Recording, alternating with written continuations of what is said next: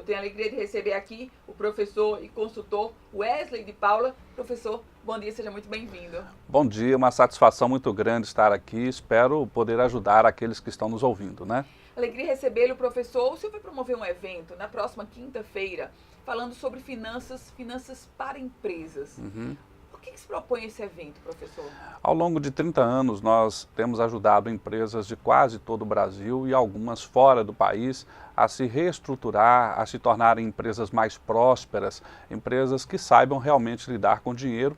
Nós chegamos a um momento em que estamos preocupados em dividir esse conhecimento e ajudar mais pessoas, talvez mais do que a nossa estrutura consiga ajudar diretamente, né?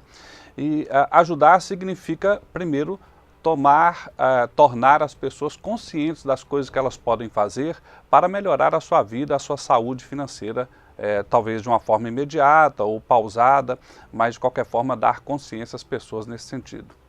Professor, me chama a atenção que a sua atuação é muito sobre empresas em processo de recuperação, ou seja, o senhor não pega a empresa que está crescendo, mas a empresa que de repente cresceu, mas está indo numa situação tensa, nervosa, ameaçadora. Qual é o erro mais comum dos empresários, professor? A soberba. Principalmente se você está à frente de uma empresa que aparentemente está dando dinheiro e está aparentemente, digamos assim, num céu de brigadeiro, né? Esse empreendedor, ou esse empresário, ou esse diretor deveria estar pensando em consolidar o negócio, pensando no longuíssimo prazo. Mas ele está pensando apenas assim, no agora. Eu estou bem agora, então para que pedir ajuda, não é? Então, nesse sentido, é por isso que normalmente quem nos busca já está numa situação assim, por favor, me ajude, eu já não sei o que fazer, né? Professor, nesse contexto, e o senhor lembrava bem no início da entrevista que já atua em mais de 23 estados brasileiros. Qual é o segmento mais complicado para se recuperar ou para depois, digamos que a empresa está em queda, retomar? A questão não é o segmento complicado, a questão é, em primeiro lugar, existe demanda suficiente, que é uma coisa mercadológica, ou seja, existe espaço de manobra para você posicionar a empresa de uma forma que ela se torne mais lucrativa, mais sólida, porque se não existir, não há o que fazer, né? Então, se você tem essa primeira situação resolvida, aí é uma coisa mais meramente instrumental de você modificar os processos, de você capacitar as pessoas e de você acompanhar que os processos sejam feitos de uma maneira coerente, né?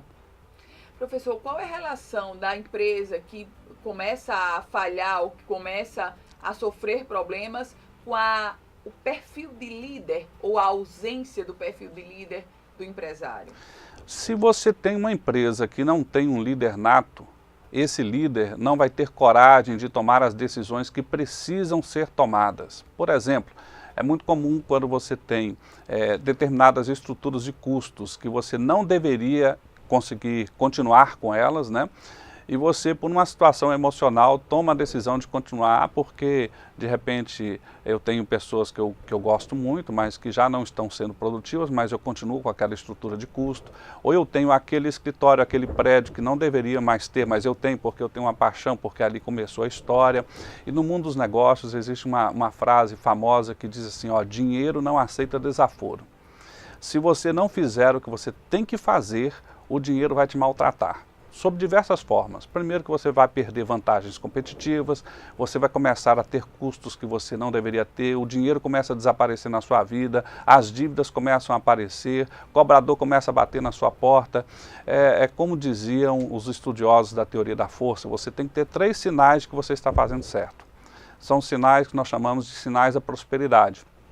Você passa a ter dinheiro suficiente para comprar aquilo que necessita ou deseja quando quiser, aí você está fazendo certo. Você passa a ter tempo e dinheiro para cuidar da sua saúde, afinal de contas, um morto não pode ser próspero. E você passa a ter tempo e dinheiro para cuidar dos relacionamentos.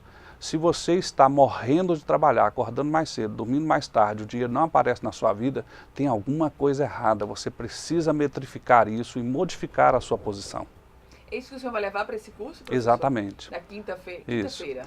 Vamos dar os princípios, né, os originais para você fazer isso, porque as pessoas lidam muito mal com o dinheiro. Primeiro que é uma coisa complexa de se falar, mas as pessoas, quando não têm consciência nem dos princípios elementares, se elas não sabem nem os passos iniciais, elas vão realmente começar a colocar os pés pelas mãos e o efeito, claro, são que os 3 sinais não vão existir na sua vida. Ou seja, você vai ficar liso, vai ficar cheio de dívida, você vai começar a não cuidar da sua saúde e você não vai ter nem tempo nem dinheiro para cuidar das relações, né? Você perde os amigos, não pode estar naquela festa, naquele evento, porque você não tem condição de fazer isso. Lucro e faturamento, o empresário ainda confunde, professor? Demais a conta. A principal meta de uma empresa deveria ser uma meta de lucro, né? Mas eu vejo aqui e ali, no país todo, as pessoas só pensando em metas de venda. É uma coisa totalmente diferente. Por exemplo, se você está à frente de uma empresa, qual é o seu objetivo esse mês de terminar com quanto a mais no seu bolso? Se você não tem meta de lucro, você não sabe precificar bem os seus produtos e os seus serviços. Você não sabe muito bem para quem vender, porque você tem que vender com favorabilidade. Então você não sabe metrificar praticamente nada, né? Professor, o senhor falava desse tripé, o senhor falou do tripé de economia, família e relacionamentos. Isso. Qual desses é o mais complicado? Olha, normalmente, se você não sabe ganhar dinheiro, você não olha a sua saúde e não olha os relacionamentos, né?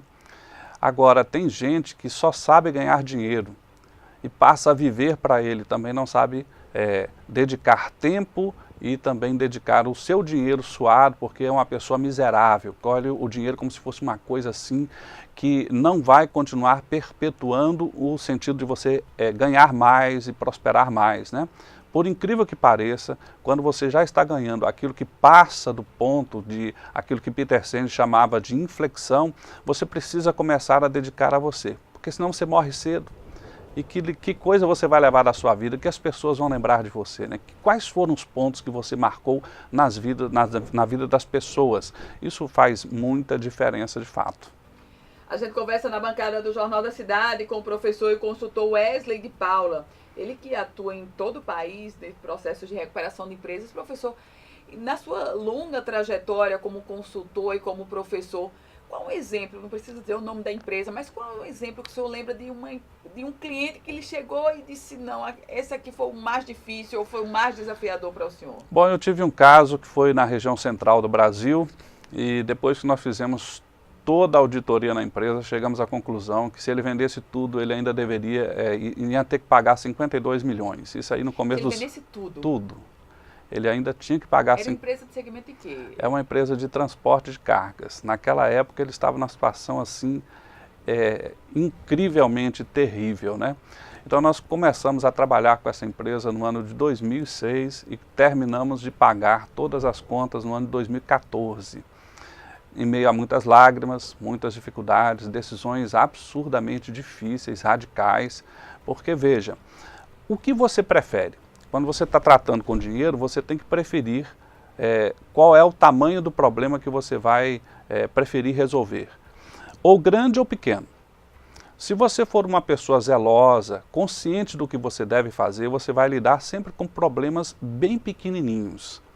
Mas quando você se torna relapso com dinheiro, os problemas se agigantam. Se tornam realmente muito grandes e você só consegue resolvê-los com decisões ou posições muito radicais, né?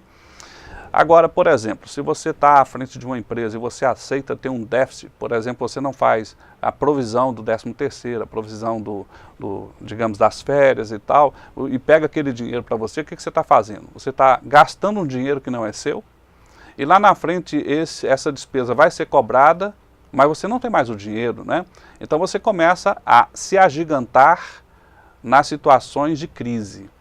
E essa crise, quando ela começa a chegar num determinado patamar, ela se torna uma coisa assim quase insolúvel. Se você tivesse atacado aquele problema na origem, talvez você resolvesse com 40 dias, com 60 dias, mas quando você deixa o problema se agigantar, talvez 10 anos, 20 anos, né?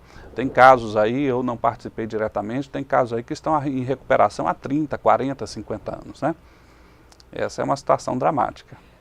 Uma empresa com sócio ou sem sócio, é mais fácil ter uma empresa onde você tem um sócio para compartilhar a responsabilidade, ou se torna mais difícil a empresa com sócio porque você tem que consultar aquela pessoa e nem sempre o diálogo prospera? O que é que o senhor me diz? A grande questão não é se tem sócio ou se não tem. A grande questão é as pessoas envolvidas têm alinhamento mental, elas concordam sobre os caminhos, elas juntam energia em favor das soluções, porque se nós temos pessoas discordantes, então nós temos um problema que se torna ainda maior. Eu tenho um problema de resolver a situação mercadológica, ir lá tentar atender o meu cliente e ao mesmo tempo eu tenho uma crise dentro de casa.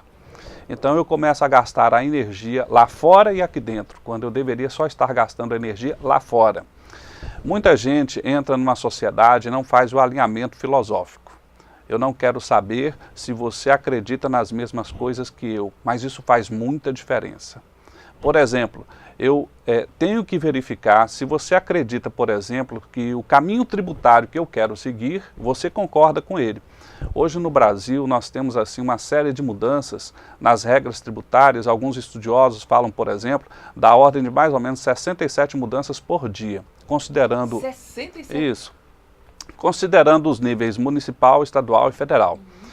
Então você imagina, por exemplo, que se eu me tornar sócio de uma pessoa que discorda da estratégia tributária que eu estou fazendo, então nós vamos começar a brigar sobre uma determinada situação e daqui a pouco vem os fiscos, ou seja, nos níveis diferentes, exigir de mim aquele que é o preço do meu erro, não é? E nós aqui, eu sócio de você, brigando com você, quando eu deveria, na verdade, estar gastando a minha energia para fazer aquilo que é mais favorável a gente, que você concorda como minha sócia, e de repente nós estamos fazendo isso e no final do mês o lucro é atingido naquela condição que foi pactuada entre nós. Estamos conversando na bancada do nosso Jornal da Cidade com o professor e consultor Wesley de Paula. Professor, empresa familiar. O senhor já deve ter também atendido muitas empresas familiares em processo de recuperação ou processos delicados. Onde é que está o maior problema da empresa familiar, professor? Veja, normalmente o professor Jim Collins falou muito sobre isso. As empresas familiares, elas duram mais do que as empresas não familiares, 4 vezes mais, enquanto o fundador é vivo. Elas duram 4 vezes mais enquanto o fundador é vivo. Isso. E elas morrem 4 vezes mais rápidos depois que o fundador falece. Onde é que está o grande problema, na verdade? O grande problema é que os fundadores não criam os conselhos de família. Ou seja, você precisa envolver a família, debater com cada uma das partes ali que estão fazendo parte daquele conselho, qual é a expectativa de cada um, inclusive preparando cada um nas suas habilidades para conseguir chegar no ponto ideal, né? Se você não faz isso, você vai criar uma onda de conflito, inclusive um conflito assim, emocional muito mais forte, porque os familiares têm assim uma tensão emocional muito maior. Afinal de contas, é meu pai, é meu tio, exijo mais do que uma pessoa que não é um familiar. E aí as guerras costumam ser homéricas. Nós temos diversos casos no Brasil de empresas extremamente sólidas que depois que o fundador se foi, desapareceram não é porque estavam inviáveis, não é porque estavam insolúveis, mas é porque aqueles que eram sucessores começaram a lutar entre si. Professor, e nesse contexto, falando em empresa familiar, a gente lembra também de um outro tipo de empresário, aquele que quer ajudar o amigo. Então, ele é empresário, dono de uma determinada empresa e chama um amigo para ser o coordenador dele, para ser o assessor. Qual a relação ou qual o risco que há de trazer para os negócios relações outras? E eu falo não só da empresa familiar, como a gente conversou agora, mas de amigos ou de namoradas, enfim, do que for. De outras relações para estarem dentro dos negócios. A questão não é se é amigo ou se não é amigo. A questão é a seguinte: eu estou trazendo alguém competente, confiável. A desconfiança hoje é uma coisa tão dramática que você prefere ter alguém que pseudamente você confia em função de você buscar alguém que você diz assim, essa é competente para essa função, não é?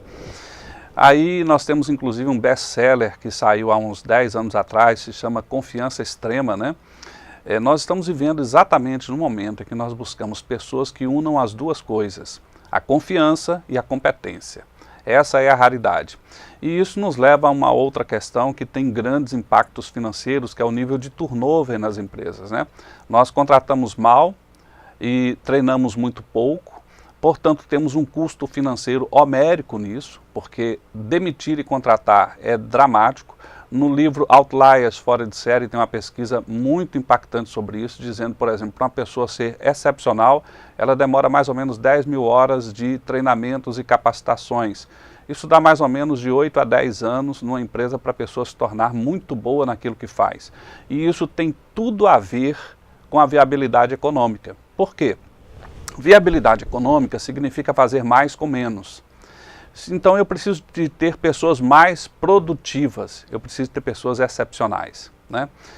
Quando você começa a olhar, por exemplo, eu ajudei a dirigir uma rede de supermercados, a nossa loja inicial, a nossa matriz, tinha 6 mil metros quadrados, nosso concorrente principal tinha uma loja de 2 mil metros, né? Então a nossa loja tinha 128 funcionários, o nosso concorrente tinha 301.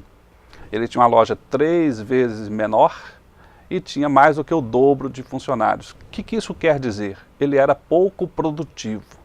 Do ponto de vista financeiro, o resultado é estonteantemente diferente. Estonteantemente diferente. Quando você é mais produtivo, você paga melhores salários.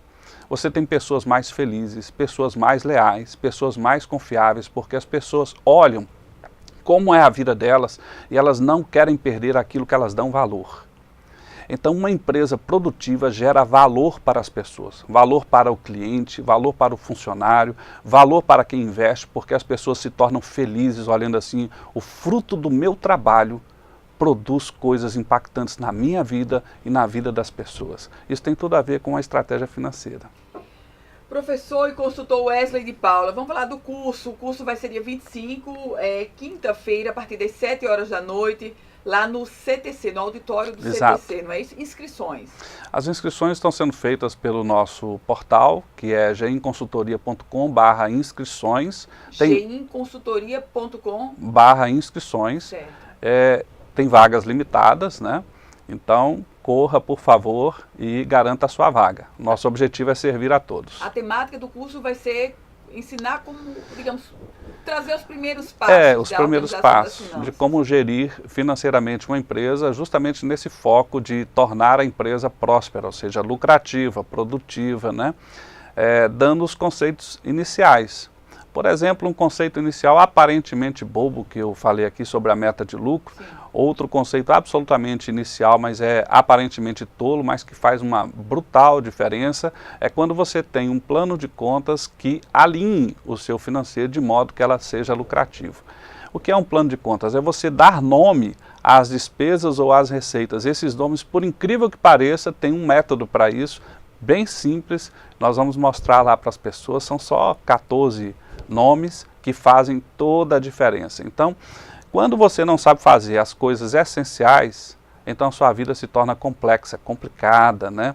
Você vive assim meio a dilemas e fica se perguntando assim, poxa, por que a minha vida está assim? Por que a minha empresa está com tanta dificuldade se existe o mercado? Por que eu trabalho há tantos anos e eu não consigo sair desse buraco? Por que eu vivo sempre esses problemas? Então, esses dilemas, na maior parte das vezes, têm solução. Professor Wesley de Paula, muito obrigada. Ele queria recebê-lo aqui. Uma satisfação enorme.